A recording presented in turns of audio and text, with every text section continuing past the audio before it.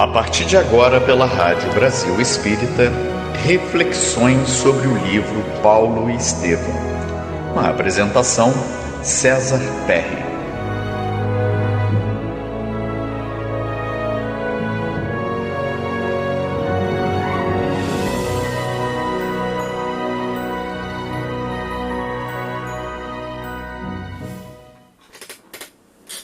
Amigos da Rádio Brasil Espírita de Maceió, agora uma autêntica rede, vamos assim dizer, né? Pelas formas de transmissão pela internet, rádio, web TV, Alexia, e é sem dúvida nenhuma um momento significativo, um momento importante para nós estarmos focalizando mais uma vez, na sequência, o grande romance histórico, psicografia de Chico Xavier, que é Paulo e Estevão, do Espírito Emmanuel, e que agora, no ano de 2022, completou 80 anos, né, de publicação. Nos programas anteriores, já tecemos considerações sobre esses aspectos históricos e também falamos de capítulos de abertura, iniciais, né?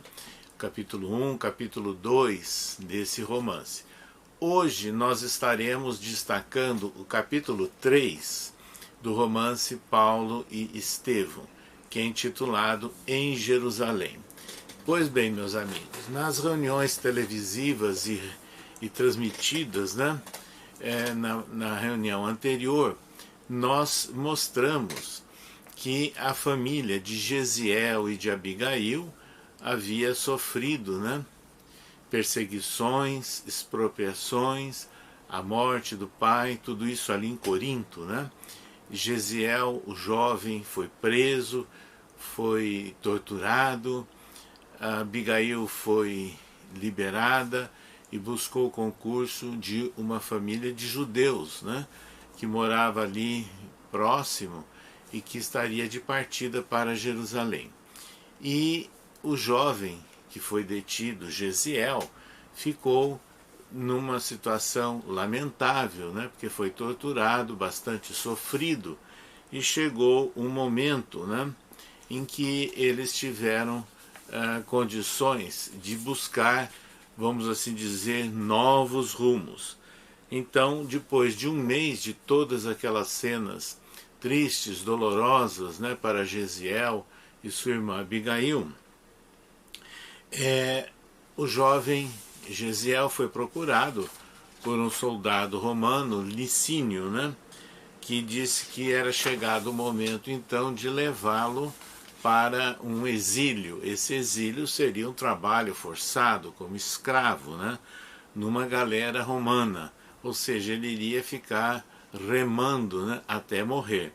E é nessas condições, numa rude experiência, né, em que ele seguiu um novo curso. Então ele foi levado a uma galera, mas mesmo assim mantendo, como era o hábito dele, a sua convicção em Deus, porque Gesiel era, na verdade, um judeu bastante sincero, profitente, conhecedor, né, dos textos que eram utilizados por eles, né, que nós conhecemos como Antigo Testamento. E foi nessas condições em que ele embarcou, né, numa galera e passou a trabalhar como um escravo remador. Durante o trajeto, né, inicial dessa galera, esse navio aportou num local em que é interessante, né, numa cidade chamada Cíntion, e lá embarcou um jovem político romano chamado Sérgio Paulo. Nós lembramos que mais para frente, né, já nos trabalhos do apóstolo Paulo, esse político romano Sérgio Paulo vai aparecer num momento também extremamente significativo. Mas esse jovem político Sérgio Paulo embarcou, não é? Estava numa viagem de natureza política. Acontece que logo no início da viagem, Sérgio Paulo começou a apresentar febre alta. E começou a apresentar chagas pelo corpo, chagas purulentas.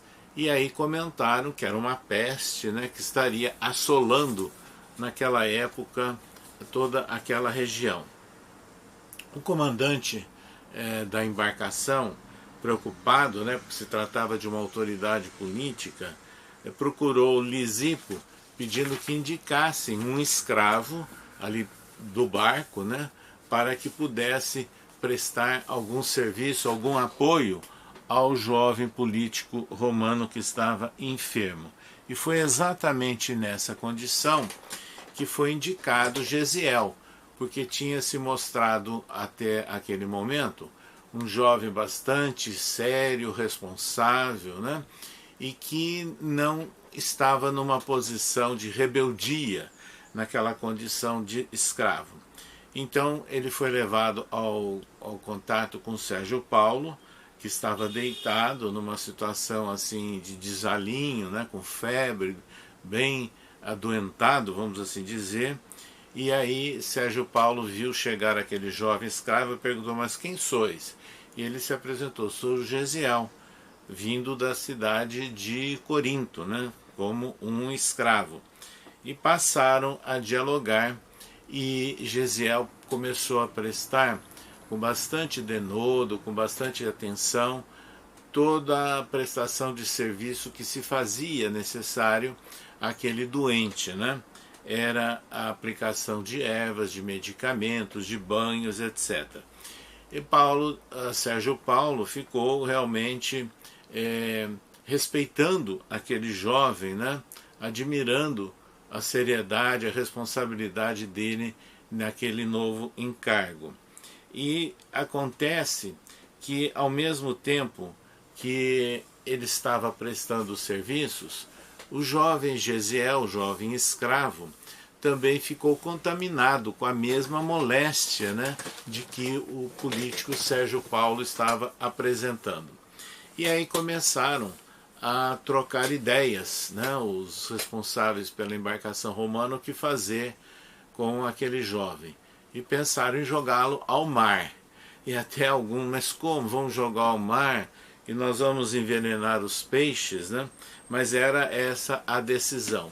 E resolveram informar, né, a Sérgio Paulo que o escravo estava enfermo e que aquele escravo Gesiel seria jogado ao mar.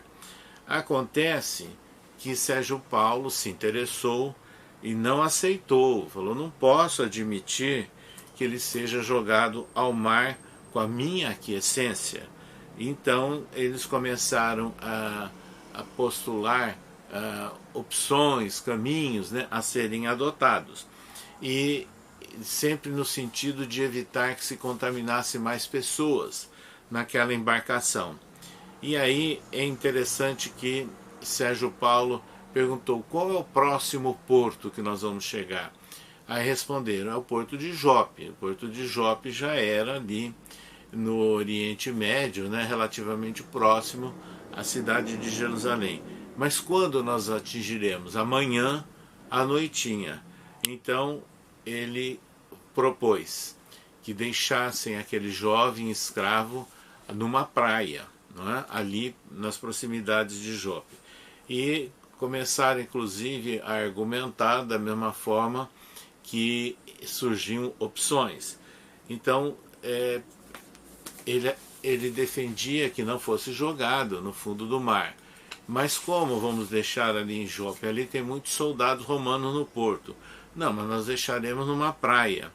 E se ele contaminar ou for encontrado? Aí ele disse: nós vamos fazer a nossa parte, que é de deixá-lo numa praia. E depois caberá ao futuro dizer o que vai acontecer. Então, nessas condições, naquela noite, se preparavam para colocá-lo num pequeno barco e levá-lo até a praia. E aí perguntaram, inclusive Sérgio Paulo: mas você fala o idioma daquela região? Sim, é o idioma comum da Palestina, dos judeus em geral, e que eu aprendi no meu lar, junto ao meu pai. Porque, na verdade, ali na embarcação e no diálogo com Sérgio Paulo, eles falavam o grego, que era o comum naquela época. E é nessas condições que realmente foi concretizado aquele plano. E ficou claro, né, que Sérgio Paulo disse o seguinte: vou te dar a liberdade, mas só o teu Deus, né, aquele Deus que ele tanto falava, Gesiel, e que vai te conceder a vida. Veja que interessante. Dar-te-ei a liberdade, mas o teu Deus é que poderá conceder-te a vida. E assim ele foi deixado na praia, próximo a Jope. E ele estava febril, né, bastante enfraquecido e sem condições de se levantar. Andou um pouco, viu que tinha casas ali nas proximidades e caiu e dormiu. E acontece que foi tomado por pesadelos, né? Provavelmente em consequência inclusive da febre que ele estava apresentando. E lá pelas tantas, ele foi acordado durante a noite, a madrugada, com alguém que mexia nele, né? E quando ele acorda assim, assustado, ele reconheceu um homem que estava empunhando uma faca, inclusive. Na realidade estava ameaçando, né, Gesiel. E Gesiel reagiu: mas não me mate, meu amigo. E aí ele falou: eu tenho dinheiro que eu recebi na embarcação, foi uma doação feita por Sérgio Paulo, né, que estava muito grato ao trabalho daquele escravo. E aí ele tirou a bolsinha, entregou o dinheiro àquele assaltante, e assaltante ficou assim, surpreso, satisfeito, dizendo que realmente era bom para ele, né, e que ele tinha sido generoso, então ele não iria matá-lo. E aí ele pergunta: mas qual é o seu nome? E aquele assaltante respondeu: eu sou Irineu de Crotona. E nessas condições ele passa a dialogar, o assaltante, com o jovem doente que era alvo, né, daquele assalto. E nessas condições aquele assaltante, o Irineu, disse assim que ele poderia ajudá-lo, que ele conhecia alguns homens que trabalhavam ali por perto, que são chamados homens do caminho. Veja que interessante, os homens do caminho. E aí Irineu se prontificou a levá-lo até a casa de um daqueles homens ali nas proximidades.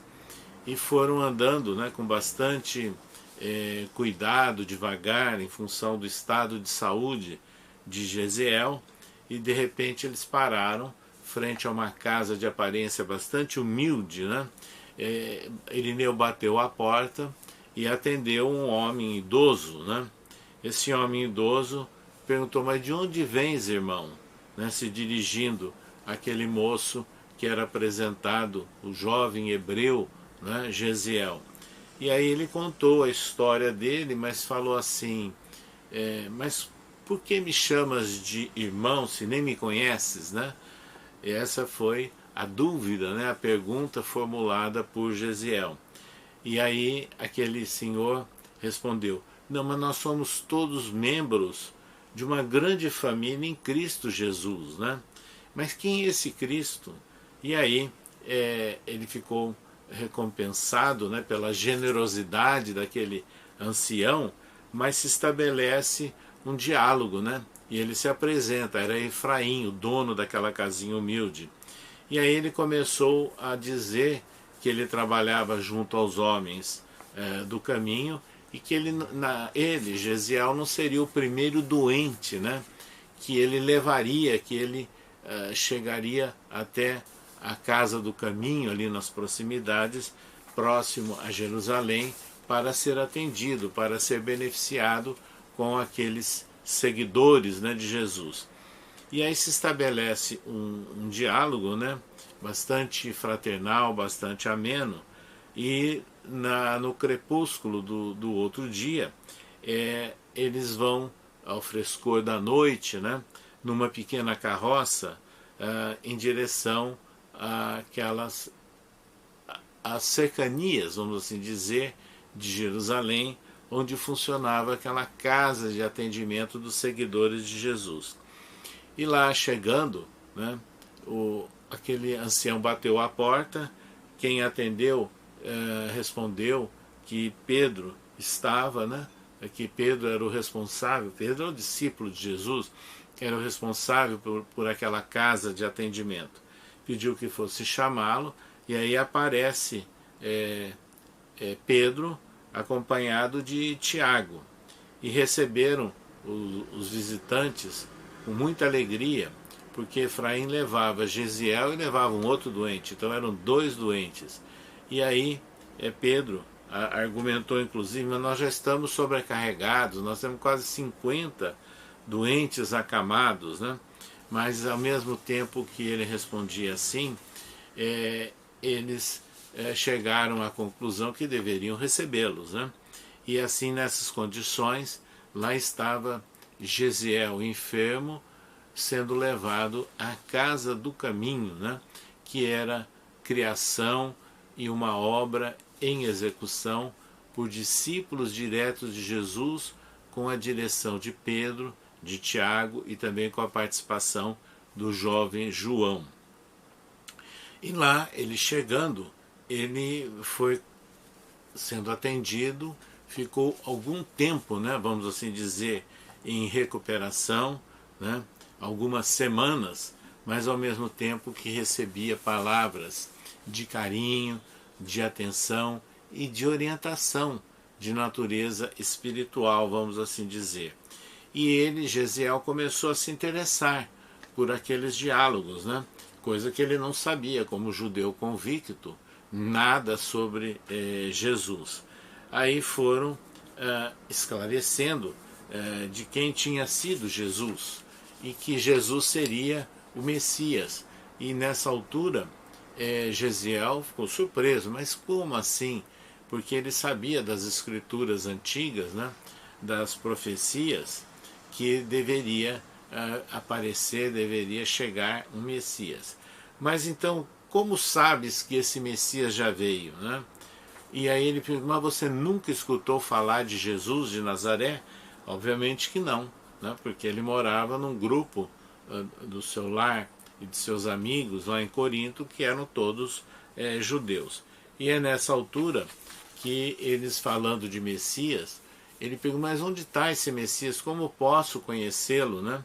E aí explicaram que ele já tinha sido morto, crucificado, aproximadamente 1 ano antes, né? E nessas condições é interessante que Gesiel, surpreso, né, com todas aquelas novidades, com todas aquelas informações, lembrou-se de trechos, né, do profeta Isaías, que Emmanuel inclusive transcreve, né, aqui no romance Paulo e Estevão. E nesses trechos ou versículos de Isaías está assim escrito: levantar-se-á como um arbusto verde na ingratidão de um solo árido, carregado de opróbios e abandonado dos homens, coberto de ignomínia, não merecerá consideração. Será ele quem carregará o fardo pesado de nossas culpas e sofrimentos, tomando sobre si todas as nossas dores. Perecerá um homem vergado sob a cólera de Deus, humilhado e ferido, deixar-se-á conduzir como um cordeiro, mas, desde o instante em que oferecer a sua vida, os interesses do Eterno hão de prosperar em suas mãos. Então esse trecho, esses versículos de Isaías lembrados, né, por Gesiel, que era profundo conhecedor daqueles textos que nós conhecemos como do Antigo Testamento, Simão ficou assim muito sensibilizado com o conhecimento, né, que o jovem Gesiel apresentava. E aí ele entrega a Gesiel, considerando, né, o conhecimento, o interesse que ele demonstrava, algumas anotações iniciais de Levi. Lembramos, né, que essas anotações iniciais de Levi anos e anos depois vieram a se transformar no Evangelho de Mateus, porque Levi, que era o nome verdadeiro, depois adotou o pseudônimo de Mateus, e muito tempo depois é que ele completou todas aquelas anotações, constituindo, portanto, aquele texto que nós conhecemos como Evangelho de Mateus. E Gesiel passou avidamente a ler, refletir sobre aquelas anotações. Diz Emmanuel, ele não apenas leu, ele devorou, né, todos aqueles textos. E aí esse jovem passou a ser muito interessado nos ensinos de Jesus, naquelas anotações, nos diálogos com aqueles discípulos diretos de Jesus, e passou também a colaborar nas atividades daquele grupo de assistência que ficou conhecido como a Casa do Caminho. Casa do Caminho porque eram homens do caminho. Quando nós falamos caminho, homens do caminho, casa do caminho, não quer dizer que eles ficassem à margem do caminho. Era, na verdade, uma simbologia falando do caminho. Que caminho é esse? É o caminho dos ensinos de Jesus. E era isso que Gesiel ficou, inclusive, maravilhado, quando os discípulos, aqueles homens, falavam sobre o Sermão da Montanha a ele, né? Falavam de todas aquelas lembranças, Pedro registrando fatos, né, de que ele foi testemunha da vida de Jesus, os seus ensinamentos, e isso foi sensibilizando, cativando profundamente o jovem Gesiel.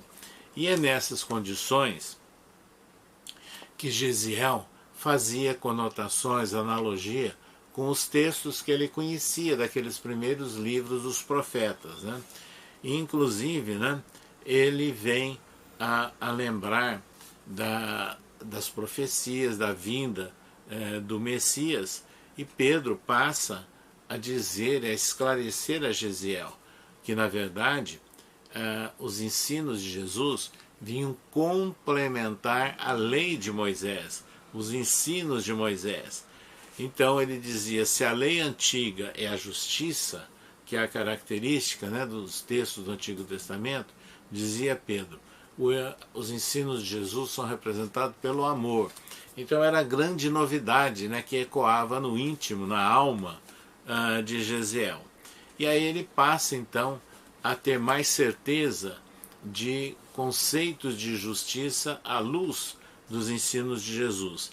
Não mais o olho por olho, dente por dente, mas o perdoar 70 vezes, 7 vezes. E a partir daí, Gesiel, né, passa a treinar, inclusive, não só a colaborar, a agir em favor das pessoas que lá chegavam, sedentos de consolo, de acolhimento, de medicamento, de repouso, de tratamento para os seus males, mas ele passava a se interessar também pelos ensinos, né, que agora ele vinha conhecer de Jesus. E Pedro chegou a dizer, daqui para frente, você será como um filho para mim. E ele quis saber, mas como que eu vou fazer então para me reformar? E nessas condições, ele entendeu que ele tinha que buscar um novo roteiro para a sua vida, que eram os ensinos de Jesus. E foi nessa altura que o apóstolo Pedro sugeriu a ele que ele adotasse um novo nome para caracterizar a nova etapa da vida dele. E aí Pedro sugeriu a ele que substituísse o nome original Gesiel por um nome de origem grega, né? Então ele passa a adotar o pseudônimo de Estevão. Então aí começa praticamente a tarefa de Estevão, né? O personagem novo Estevão, substituindo aquela primeira fase da vida dele como Gesiel. E é exatamente Estevão que veio a ser extremamente conhecido, né, nas hostes do cristianismo, e que depois, anos e anos depois, veio inclusive a ser canonizado, né, pela própria Igreja Católica. Então a verdade é que Pedro então começou a dar incumbências para aquele jovem Estevão. e como crescia o trabalho naquela Casa do Caminho. Lembrando, a Casa do Caminho era um local muito simples, não é?